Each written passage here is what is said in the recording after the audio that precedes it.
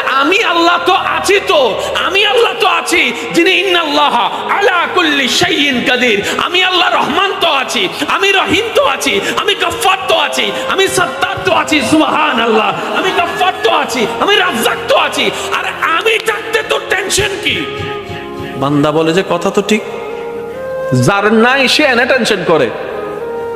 আমার আল্লাহ যদি আমার থাকে, আমার তো টেনশন করার দরকার। তার মানে আমি এতদিন টেনশন করেছি, আসলে আমি আমার আল্লাহকে রাখতে জানি নাই। আমি আমার আল্লাহকে রাখতে জানি, আমি আমার আল্লাহকে ধরে রাখার মতো ধরে রাখতে জানি নাই, যার কারণে তো টেনশন আমাকে স্পর্শ করেছে। সেজন্য দেখবেন আল্লাহ ওয়ালা যারা হয়, মাথার উপর ছাদ নাই কিন্তু টেনশন ছাড়া মুখে হাসি আছে, পেটের মধ্যে খাবার নাই মুখের মধ্যে কিন্তু টেনশন ছাড়া হাসি আছে, যার উজ্জ্বল দৃষ্টান্ত এই পৃথিবীকে চাক্ষুষ ভাবে দেখিয়ে দিয়েছেন কারবালার ময়দানে ইমাম আলী মাকাম, ইমাম হুসাইন রাদিয়াল্লাহু তাআলা, সুবহানাল্লাহ। পরিবার সবাই শত্রুদের তীরের ভিতরে ছিল, তলোয়ারের ভিতরে ছিল, কাফেলার মধ্যে খাবার নাই কিন্তু মুখে কোনো টেনশন নাই, পানি নাই কিন্তু মুখে কোনো টেনশন নাই, পরিবার শহীদ হচ্ছে মুখে কোনো টেনশন নাই। জগৎ জিজ্ঞেস করে, ও ইমাম হুসাইন, এই কঠিন মুহূর্ত আপনি এত খুশি মনে আছেন কিভাবে? ইমাম হুসাইন উত্তর দেয়, আমার মাওলা তো আমার সাথে আছে, আমার টেনশন করার দরকার কি? বান্দারে, তোমার অন্তর যখন ব্যতীত হয়ে যায়, উপশম করার মতো কেউ থাকে না।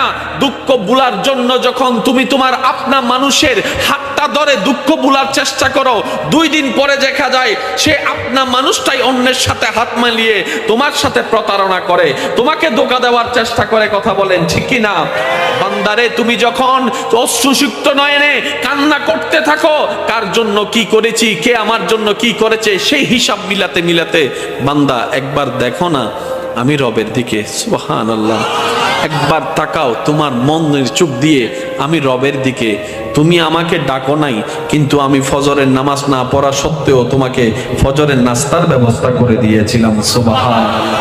বান্দা, তুমি আমার জমিনে দাঁড়িয়ে 1000 গুনাহ করেছো আমার আদেশ অমান্য করে, কিন্তু আমি তোমার পা ভেঙে দিই নাই, বরং হাঁটার জন্য শক্তি দিয়েছি। বান্দারে, তোমার প্রতিটা মুহূর্তে কেউ তোমার খেয়াল রাখে নাই, আমি রহমানের রহমত তোমার খেয়াল রেখেছে, সুবহানাল্লাহ। বান্দারে, তুমি যখন ব্যথিত হৃদয় নিয়ে রাতের অন্ধকারে রুমের মধ্যে কান্না করো যে কেউ নাই আমার পাশে, তখন আমি রব ডাক দিয়ে বলি, ইন্নাল্লাহ মা'না, আমি রব তোর সাথেই আছি। বলেন সুবহান। ফাযকুরুনি, তুই বান্দা আমাকে ডাকতে দেরি, আযকুরুকুম, সারা দিতে আমার দেরি হবে না।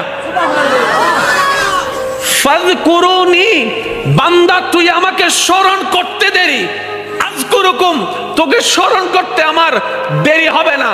এক কথায় ফাযকুরুনি, বান্দা অভাবে পড়ে তুই আমাকে স্মরণ কর, আযকুরুকুম, অভাব থেকে মুক্তি করার মাধ্যমে আমি তোকে স্মরণ করব, সুবহানাল্লাহ। ফাযকুরুনি, বান্দা বিপদে পড়ে তুই আমাকে স্মরণ কর, আযকুরুকুম, বিপদ থেকে উদ্ধার করে মাধ্যমে আমি তোকে স্মরণ করব। ফাযকুরুনি, অসুস্থ হয়ে তুই আমাকে স্মরণ কর, আযকুরুকুম, তোকে আমি নিরাময় দিয়ে স্মরণ করব, সুবহানাল্লাহ। ফাযকুরুনি, তুই ঋণে পড়ে আমাকে স্মরণ কর, আযকুরুকুম, আমি ঋণ মুক্তি দেওয়ার মাধ্যমে তোকে স্মরণ করব। ফাযকুরুনি, তুই পারিবারিক অশান্তির মাধ্যমে আমাকে স্মরণ কর, আযকুরুকুম, শান্তি দেওয়ার মাধ্যমে আমি তোকে স্মরণ করব। ফাযকুরুনি, বউয়ের অত্যাচার, স্বামীর অত্যাচার, এলাকার অত্যাচার, পরিবারের অত্যাচার, বাবা চাচা মামার অত্যাচারে তুই ধৈর্য ধরে আমাকে স্মরণ কর, আযকুরুকুম, বিজয়ের দেওয়ার মাধ্যমে আমি তোকে স্মরণ করব।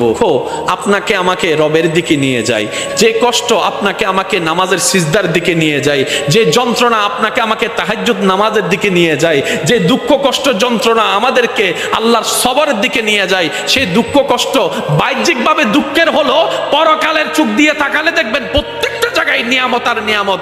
কেমন নিয়ামত? ওই দুঃখটা আসার কারণে আপনি ধৈর্য ধরেছেন, ধৈর্য ধরার কারণে আল্লাহর প্রিয় হতে শুরু করেছেন। ওই ধনওয়ালা বেশিরভাগ পরিবারের সন্তানরা দেখবেন মা বাবাকে সম্মান করে না।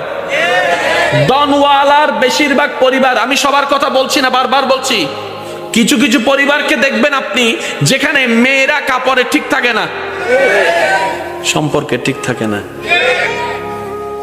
সেই তুলনায় তো আপনার পরিবার অনেক ভালো আছে, হয়তো খাবারের কষ্টটা হচ্ছে আর কি, হয়তো বেতনটা দিতে একটু কষ্ট হয়ে যাচ্ছে আর কি, কিন্তু ইজ্জত তো নিলামে তুলেন নাই, ইজ্জত তো নিলামে তুলেন নাই। যাই কিছু হোক ইজ্জত নিয়ে তো আছেন। আর সবাই হয়তো এই কথাই একমত হবেন, একজন মানুষের জীবনে দুনিয়ার বিষয়ে সবচাইতে দামি সম্পদের নাম হচ্ছে ইজ্জত সম্মান। ইজ্জত সম্মানের চাইতে দামি কোনো কিছু হতে পারে? আপনি যদি আমাদেরকে সম্মান দিয়ে শাক দিয়েও বাদ দেন, আর যদি অপমান করে পোলাও রোজ বিরিয়ানি দেন, কথা বলতে হবে তো, অপমান করে যদি পোলাও রোজ বিরিয়ানি দেন এখানে যাবে না।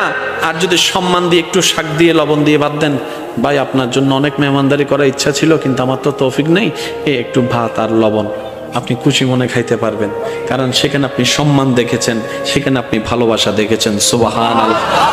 যাদের ধন বেশি ওনারা মনে করে, আমরা যারা ধন নাই তারা মনে করে কি আল্লাহ তাআলা খুশি হলে ধন দেয়, আল্লাহ খুশি হলে গাড়ি দেয়, আল্লাহ খুশি হলে বাড়ি দেয়, আল্লাহ খুশি হলে ব্যবসা দেয়, আল্লাহ খুশি হলে চাকরি দেয়, আল্লাহ খুশি হলে রাজত্ব দেয়, আল্লাহ খুশি হলে জায়গা দেয়। শ্রদ্ধার সাথে বলি, না রে না ভাই, আল্লাহ খুশি হলে রাজত্ব দেয় না। এরকম হলে তো ফেরাউনের উপর আল্লাহ খুশি, এটা প্রমাণ হয়ে যেত। আল্লাহ খুশি হলে রাজত্ব দেয় না। আল্লাহ খুশি হলে, খুশি হওয়ার নিদর্শন টাকা নয়, বাড়ি নয়, গাড়ি নয়। আল্লাহ যখন কোন বান্দার উপর খুশি হয়ে যায়, হাজার বিপদের মধ্যেও তার অন্তরে আল্লাহ প্রশান্তি নাজিল করে, দয়া নাজিল করে, শান্তি নাজিল। আল্লাহ খুশি হলে শান্তি দেয় যে অনেক আছে, 3টা ঘুমের ওষুধ খাওয়ার পরও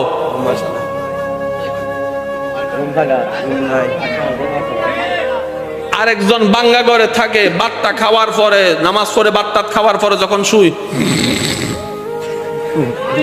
এবার বলেন সুখী কে, 10 তলাওয়ালা নাকি বাঙ্গা ঘরওয়ালা?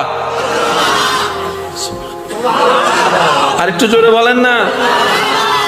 10 কোটি টাকাওয়ালা জামাইয়ের সাথে বউয়ের দেখা হয় না, বউয়ের সাথে জামাইয়ের দেখা হয় না, এক টেবিলে কখন ভাত খাইছে খবরও নাই, কারণ স্বামী স্বামীর জায়গায় ব্যস্ত, স্ত্রী স্ত্রীর জায়গায় ব্যস্ত, ছেলে ছেলের রাজত্বে, মেয়ে মেয়ের রাজত্বে, সব আছে কিন্তু ওই যে একটা মায়া মহব্বত তার নাই। কারণ যা কিছু দরকার হয় হোয়াটসঅ্যাপে মেসেজ, পাপ্পা আমার এটা লাগবে, উনি এখান থেকে মেসেজ দেয়, ঠিক আছে ম্যানেজারকে বলে দিচ্ছি তুমি নিয়ে নিও। চেহারা যে দেখবে সেটা পর্যন্ত দেখা হয় না। অথচ আপনার সন্তানের একটা কলম লাগলো আপনার পিছনে 3 ঘন্টা করে, বাবা ও বাবা ও বাবা একটা কলম দাও না, ও বাবা একটা জুতা কিনে দাও না, ও বাবা একটা কাপড় কিনে দাও না। বাবা ডাকতো আপনি শুনেন, আব্বু ডাকতো শোনার শান্তি আপনি পেয়ে যাচ্ছেন এই গরিবী জিন্দেগির মধ্যে। সেজন্য মনে রাখবেন, গরিবিটাও পরীক্ষা, বড় লোকিটাও পরীক্ষা, বুঝার জন্য বড়া। দন থাকাও পরীক্ষা, দন না থাকাও পরীক্ষা। কিন্তু আপনি যদি বেশিরভাগ নবী রাসূলের, আল্লাহর ওলিদের জীবনীকে খেয়াল করেন, ওনারা দেখবেন গরিবী জিন্দেগিকে থেকে আপন করে নিয়েছেন। কেন?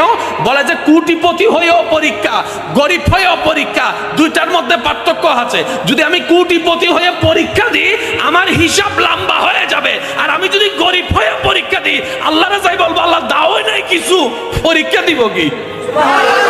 ও নবী, আপনি যদি চান আমি উহুদ পাহাড়কে স্বর্ণের পাহাড় বানাই দিতে রাজি।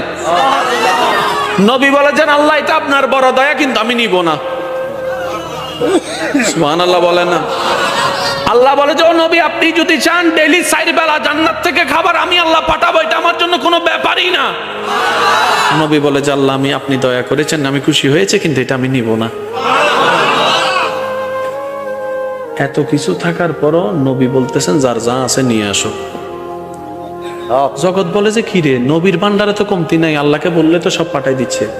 নবী বলে যে না, আল্লাহ দয়া করে দিয়েছেন সত্য, আমি একটু আমার সাহাবাদেরকে করার সুযোগ দিচ্ছি, ইসলামের জন্য ত্যাগ দেওয়ার সুযোগ দিচ্ছি, যেন তাদের সেই চরিত্রটা পরবর্তী উম্মতরা দেখে যেন বুঝতে পারে ইসলামের জন্য সাহাবায়ে কেরাম কতটুকু দেওয়ার চেষ্টা করেছেন, করার চেষ্টা করেছেন। সুবহানাল্লাহ। আল্লাহর নবী বলে আমার আল্লাহ আমাকে শুধু এক জায়গার ভিক্ষুক রাখছে, আর সব জায়গায় বাদশাহী দিয়েছেন। নবী বলে আমি মুস্তাফা শুধু আল্লাহর দরবারে ভিক্ষুক, আর সব জায়গায় আমার আল্লাহ আমাকে বাদশাহী দান করেছেন, ইমামুল আম্বিয়া বানিয়ে দিয়েছেন। ও নবী, সাবি ব্যবহার করেন না।